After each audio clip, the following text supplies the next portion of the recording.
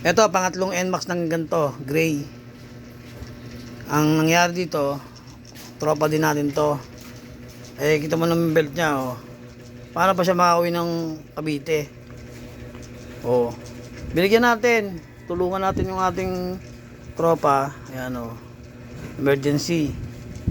Talagang wala na talaga, oh. Ayan. Tapos yung kanyang lining, wadwad na rin. Oh. Mahaba na ng tenga, ayan, oh. Kaya ang lakas ng ikot ng kanyang gulong. Ayan. Makauwi lang siya. Ginawa natin, pinabaunan pa natin siya ng isa pang belt. Ayan, oh. Nagyan natin siya ng belt. Ano ko na sa kanya to? Donation.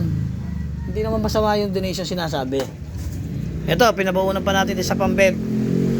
Para kung sakaling maputulong sa daan, yun, ma-apply pa niya itong isa. Ayan, ito na may tutulong sa ating kaibigan.